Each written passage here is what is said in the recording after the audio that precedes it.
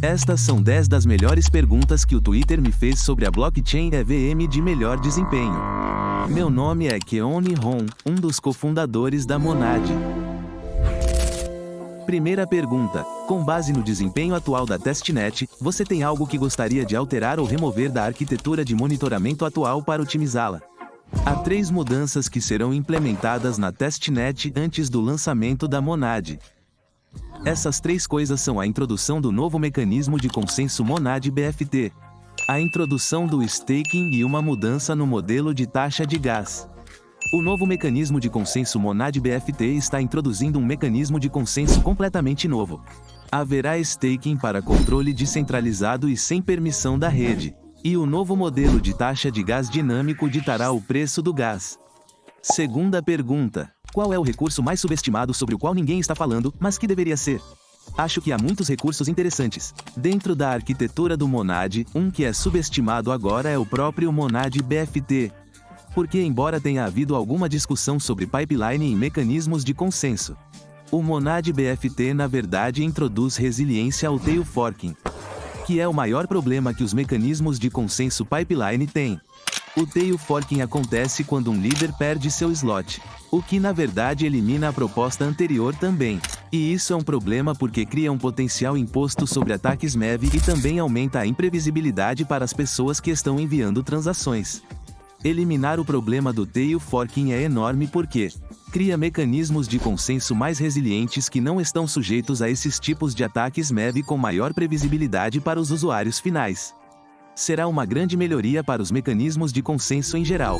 Pergunta 3. Ainda existem grandes incertezas arquitetônicas ou problemas não resolvidos?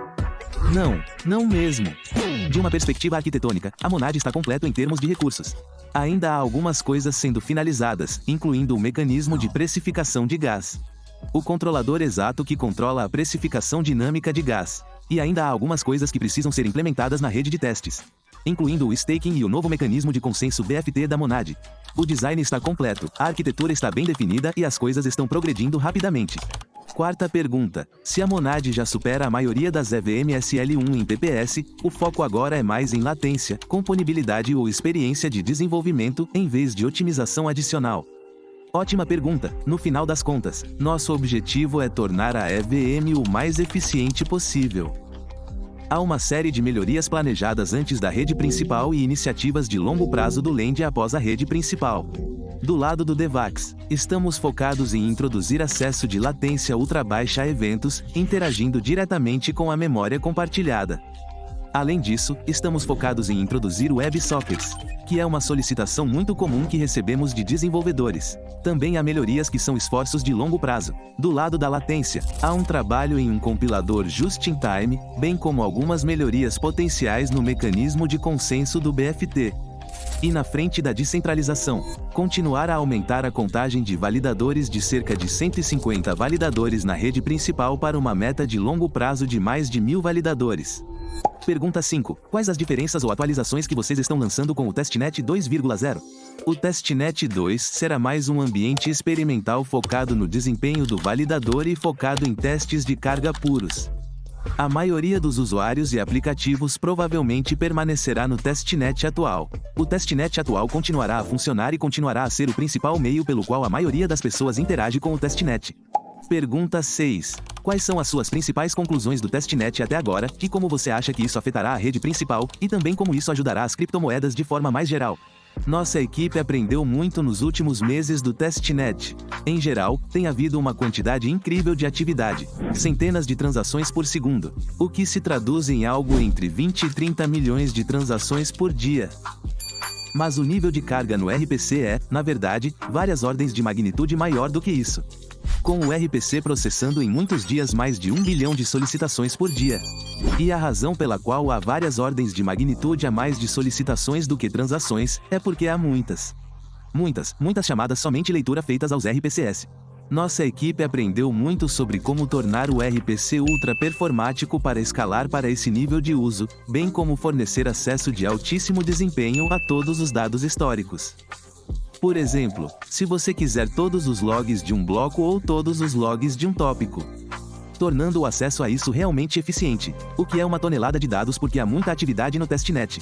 Além disso, identificamos vários bugs e melhorias em alguns dos algoritmos auxiliares, como o StateSync e o BlockSync, e identificamos muitas melhorias de qualidade de vida para a validação, tornando muito mais fácil para as pessoas executarem nós no Monad. Então eu acho que expandindo além disso os aprendizados tem sido calibrar todos os comportamentos de provedores de infraestrutura de terceiros, como indexadores, carteira como serviço, oráculos, pontes, o que você quiser. Há muita infraestrutura que está lá para dar suporte aos desenvolvedores e cada provedor. Cada utilitário foi otimizado de maneiras diferentes para se ajustar ao nível de desempenho e à taxa de transferência na Monad. Pergunta 7. O que acontece se muitas transações entrarem em conflito durante a execução paralela? O que você precisa saber sobre a execução paralela? Você pode pensar nisso como um processo de duas fases. Na primeira fase, um monte de transações são executadas em paralelo para gerar resultados pendentes, onde cada resultado pendente é a contabilidade das entradas e saídas que foram lidas ou gravadas naquela transação. E na segunda fase esses resultados pendentes são confirmados na série original, por ordem das transações. Sempre há correção. Então sempre produzimos o mesmo resultado final como se tivéssemos executado essas transações uma após a outra. No entanto, quando uma das entradas está errada, essa transação precisa ser reexecutada. Embora seja mais caro do que apenas ser capaz de confirmar o resultado pendente imediatamente, ainda é bastante rápido em quase todos os casos. Em vez de ter que ir até o SSD para extrair dados, podemos simplesmente usar os dados que estão na RAM. As entradas para essa transação quase sempre estão em cachê. Como resultado, as reexecuções não são muito caras e, portanto, essa estratégia de duas fases e a execução paralela podem ser realmente eficientes. Pergunta 8. Explique o RaptorCast para mim como se fosse uma criança. Um dos maiores desafios de construir uma rede que seja realmente performática e também realmente descentralizada é o problema da propagação de blocos. O problema da propagação de blocos é o problema de obter novos blocos, que são produzidos por um único líder, enviados para todos os outros nós da rede, sem exigir muito esforço por parte de nenhum desses nós. O RaptorCast é um novo algoritmo que permite que os líderes enviem seus blocos para todos os outros nós na rede de forma super eficiente. E isso é feito usando códigos de correção de erros para cortar blocos em um monte de pedaços muito pequenos e então atribuir determinadamente todos esses pedaços para serem enviados a validadores individuais na rede que são então responsáveis por encaminhar esses pedaços para todos os outros nós na rede. Para dar uma analogia bem simples, imagine que você mora em uma casa de Lego do tamanho de um humano, e então você tem 200 amigos que moram ao redor do mundo, e você quer dar a cada um deles uma cópia da sua casa para que eles também possam ter entrega em casa. Então a estratégia ingênua seria você fazer cópias de tudo e então enviar todas as cópias para todos. Obviamente isso exigiria uma enorme quantidade de largura de banda de envio, seria realmente ineficiente. Então uma estratégia muito melhor seria desmontar sua casa de Lego em todas as pequenas peças, enviar cada peça para um dos seus 200 amigos e pedir a eles para fazer cópias de cada peça que eles recebem e então enviar as cópias para todos os outros 200 amigos. Isto é basicamente o que o RaptorCast faz. Ele corta os blocos em pedaços e usa alguns códigos de correção de erros para fazer peças extras caso algumas delas se percam. Ele distribui essas peças pela rede e pede a cada um dos nós que as recebe para encaminhá-las a todos os outros nós. E então quando os nós recebem todas essas peças eles juntam o bloco novamente e obtêm a casa de Lego original. Pergunta 9. Existe uma implementação de cliente secundária que seja completamente separada da implementação do Category Libs? Não, no primeiro dia da mainnet, todos os nós provavelmente estarão executando a implementação do Category Libs. É definitivamente um objetivo ver múltiplas implementações de cliente. Mas esse é um esforço de longo prazo. Pergunta 10. Existe uma história por trás do nome Monad? Sim, James Hunsaker originalmente criou o nome Monad. Ele o escolheu porque é um grande fã de programação funcional. E a Monad é uma unidade fundamental de computação em programação funcional. Mas acabou sendo um nome muito bom. Porque cerca de 1 em cada 10 programadores realmente gostam do projeto porque eles realmente gostam de programação funcional e do conceito da Monad. Monad também, quando pesquisamos, descobrimos que tinha muitos outros significados relacionados à filosofia e religião, mas significa um organismo unicelular, unidade fundamental ou uma divindade singular.